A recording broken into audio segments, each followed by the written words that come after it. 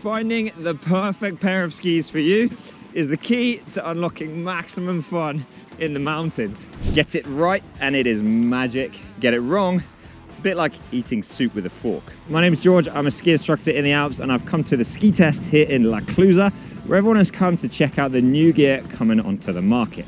So in this video, I'm going to explain how to make your choice so that you can find the perfect pair of skis for you. So if you're looking to get a pair of skis, you need to decide two main things. Firstly, the category, and secondly, the characteristics. So let's talk about the ski categories. This is where you're going to choose what sort of skiing you want to do.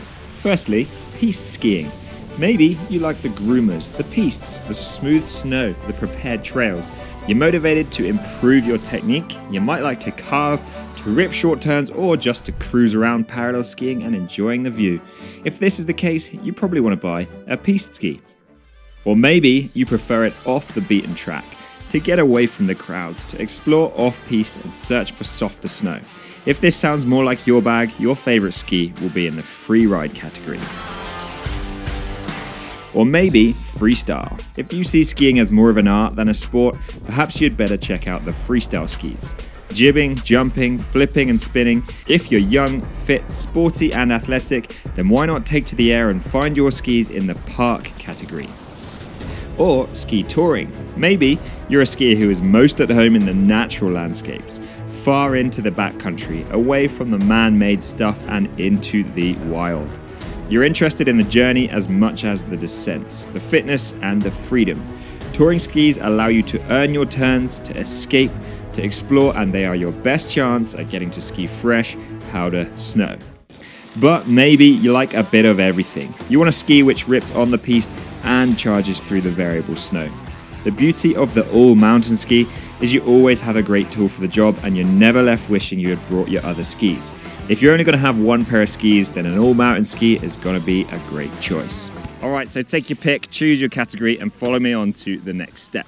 Now, to help work out what ski you want, ask yourself the following couple of questions and keep your answers in mind as we move on to the ski characteristics. Number one, where and when are you going skiing? i.e., are you going to be on soft or hard snow? And number two, how do you want to ski? Do you want to ski more recreational and cruisy or sporty and aggressive? In Harry Potter, the wand chooses the wizard.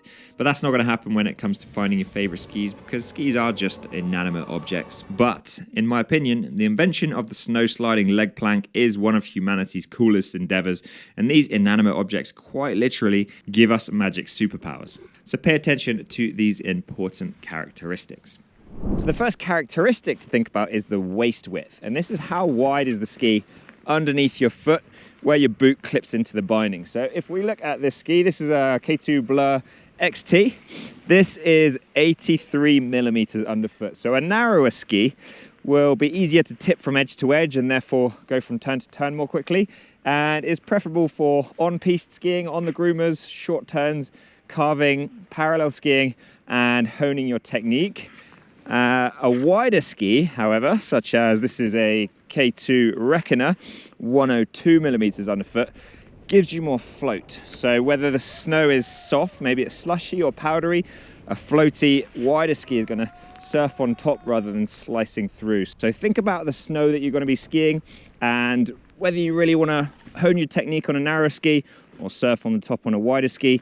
And then look at the waist width in millimeters. Stiffness. The stiffer the ski, the more control you can get at higher speeds and on firmer snow.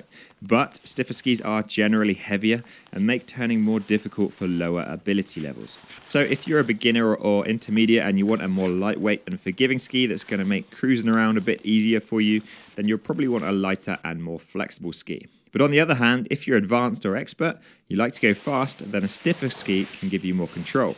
The thing with stiffness is it's not just fore-aft stiffness, it's also the torsional stiffness of the ski that is relevant. Imagine you're trying to grip an edge on an icy slope. If the ski flexes torsionally, then it's going to feel like you've got blunt edges even if they're sharp. You'll need a ski with high torsional stiffness to grip on an icy slope. So if you expect to ski on firm snow conditions, then a stiffer ski will give you more grip. The next characteristic to think about is the side cut. And the side cut is basically the shape of the ski. Now, most skis these days are wider at the tip, a bit narrower underneath the waist, and then wider again at the tail. And this genius invention makes the ski want to turn as soon as you tip it onto its edge. So a more pronounced side cut will make the ski want to turn. Great for carving, great for making quicker turns, but can be a little bit more catchy at higher speeds or in variable snow. And that's where a straighter ski can be preferable for that kind of skiing. So personally, I like skis with more side cut on my piste and my all mountain skis, whereas my off piste, my free ride, my touring skis, I choose a straighter side cut and a longer turn radius. So when it comes to the length of the skis, a general rule is for beginners, something around chin height. For intermediates, something around for intermediates, something around eyebrow height, and for advanced skiers, something about the same height as yourself. For piste performance skis, however, you might go a little bit less than that general rule. And then for more advanced skiers with off-piste skis, freeride skis, you might go for something that's taller than you as well. So it is going to be tempting to spend hours drooling at categories. Whoops. Ça va? All right, and that is pretty much it. Now, it is going to be tempting to spend hours drooling over catalogs and stressing about the numbers, but it doesn't have to be that complicated. Just choose your category and then choose your characteristics, and you should have a pretty good idea at how to choose the perfect pair of skis for you. So make your decision, get out there and enjoy the view.